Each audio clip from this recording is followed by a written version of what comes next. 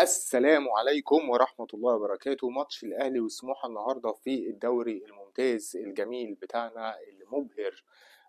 الحقيقة بتتفرج على نوع من أنواع التلوث البصري بكل ما تحمله الكلمة من معنى، وخصوصا كمان لما أنت تتفرج على النادي الأهلي. النادي الأهلي النهاردة بيلعب بخطة الحلزونة يما الحلزونة. هو ايه اللي كولر بيعمله ده؟ يعني انت خلاص خلصت كل الابداعات الكروية اللي عندك، فبتجرب كمان انك انت تلعب بالتلاتة اربعة تلاتة.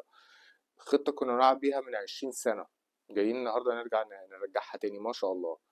بنلعب بتشكيل غريب عجيب. الشناوي بالعند، الشناوي بالعند. خلاص.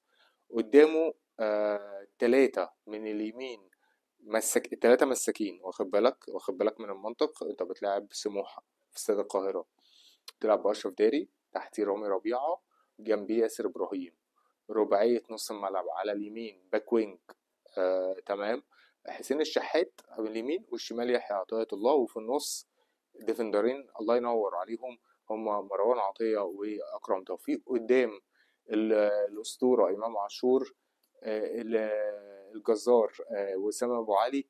وعلى الشمال على الشمال مين والله ما فاكر. احنا بنلعب ايه؟ والله بجد على الشمال محمد قفشه، مجدي قفشه. اه. احنا بنلعب ايه النهارده؟ احنا مين؟ احنا فين؟ احنا عايزين نروح لايه؟ ايه اللي في دماغك بتجربه؟ وبتجربه في ماتش دوري ليه؟ اللعيبه يا جماعه مش ممكن. اللعيبه قراراتها 80% غلط.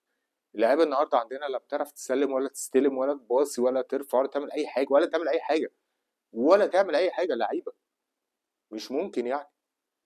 الماتش سيبك من سموحه، ضايع تعبان كحيان السنه دي.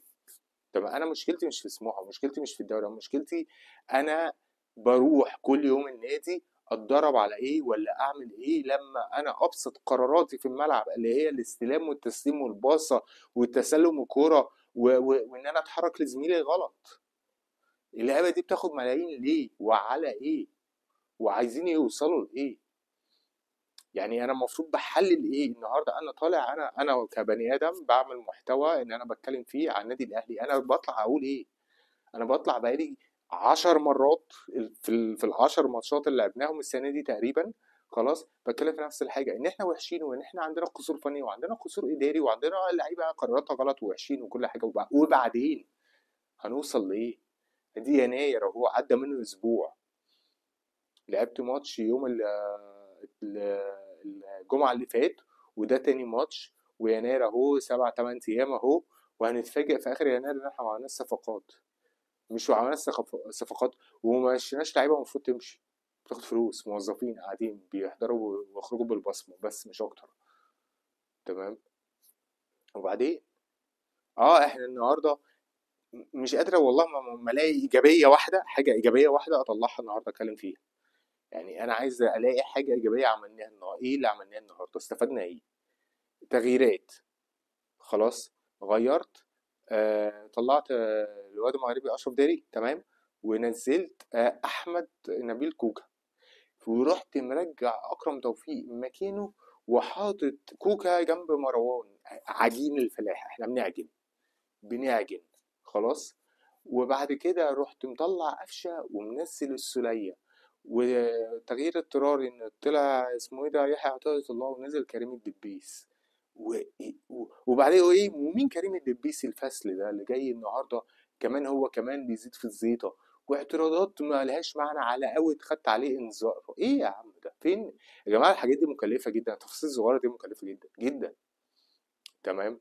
واخطاء بالجمله من كل الناس، كل الناس، وعرضتين وصباح الفل اللي انت النهارده. يعني احنا النهارده الحسنه الوحيده ان احنا خدنا الثلاث نقط، تمام. و وقفشه جاب جول بدماغه، وسام جاب جول واتلغى، وامام عاشور جاب جول. وبعدين راح مطلع لك بالونه، بالونه بيضاء عشان ينفخ البالونه بيضاء.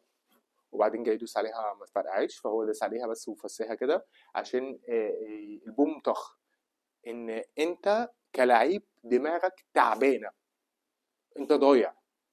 انك انت تحط راسك براس الجمهور وتقول ان الاعلام الابيض اعلام عباره عن بالونه، وانا فرقعت البالونه دي، وبالونه بيضه، غزاله حمراء، ونيني وكهرباء. يا اخي ربنا يحرقكم. انتوا عايزين ما تركزوا في الكوره ويلعبوا كوره، وانتوا بتاخدوا ملايين، وانت مالك؟ وانت كلاعب كوره لازم تستحمل، وانت عارف ان انت في اي حته في العالم لازم يبقى عليك ضغوطات، وانت تاخد فلوس وتلعب وحش والجمهور المفروض يسقف لك. انت واخد كل حاجه في الدنيا، ايه مش مستحملين شويه نقد يعني؟ يا جماعه ده لعيبه التسعينات اللي على كده ليها الجنه، اقسم بالله. كان في لعيب اسمه علاء ابراهيم، ده كان مهاجم في الاهلي. علاء ابراهيم ده كان جمهور الاهلي بيشتمه قبل اي حد تاني. وايه مش التلات اربع بني ادمين اللي بيروحوا الاستاد، 80,000 واحد. كان بيضيع كرة يتشتم بوالديه بالست الوالدة علاء ابراهيم. وده اقسم بالله لو شفت جواله ببيته. لعيب ما تلاقيه زيه دلوقتي ما كانش عاجبنا. فاحنا اللعيبه مش مستحمله شويه، مش مستحمله شويه نقد. عم كولر اصحى، اصحى يابا، اصحى يابا وبلاش افتكاسات دلوقتي. ربنا سترها معاك كده بايلاك النهارده كده، عدك كده، ماتش عدى في الزحمه كده وخلاص. تمام. لكن قرارات اللعيبه كلها غلط في غلط، واللعيبه ضايعه، واللعيبه ما بتتمرنش على حاجه، واللعيبه شايله ونفسيتها وحشه، واللعيبه قراراتها كلها غلط. اللعيبه محتاجه ايه؟ محتاجه تتفور. اقسم بالله في نص لعيبه الاهلي لا يصلح النهارده، انا بتكلم على الحاله بتاعت النهارده، انه يلعب في الاهلي بصراحه. محتاجين نفوق قبل فوات الاوان. يا ريت نشوف صفقات. الحل مش صفقات بس، نحس ان الفرقه جلدها بيتغير، لان خلاص لعيب الكوره بيأدي فتره معينه وصلاحيته بتخلص، زي اي حاجه في الدنيا بتخلص. بلاش بس الاعلام المضلل اللي هو اللعبه دي ياما فرحتنا وياما اشتكتنا وياما. اللعبه دي خدت بطولات، خدت عليها اجر، دورها خلص، يجي غيرها. بس دي الكوره. لكن خلاص مش عشان خدت بطوله هتفضل قاعد بيها طول العمر تذلني بيها، ولا عشان عملت ريكورد قياسي، ولا عشان خدت برونزية كاس عالم، ولا عشان. يا جماعه اللعيبه متعاليه على الكوره، اللعيبه متوهه ودماغها مش في الملعب. وده الفرق ما بين الجيل ده والجيل بتاع ابو تريكه. جيل ابو تريكه كان اللعيب كوره شغلته لعيب كوره، لكن دول شويه مرتزقه، خلاص عباره عن بلالين منفوخه على الفاضي، كلكم بلالين منفوخه على الفاضي، لكن مستواكم الفني صفر صفر. تمام. هم محتاجين تفوق.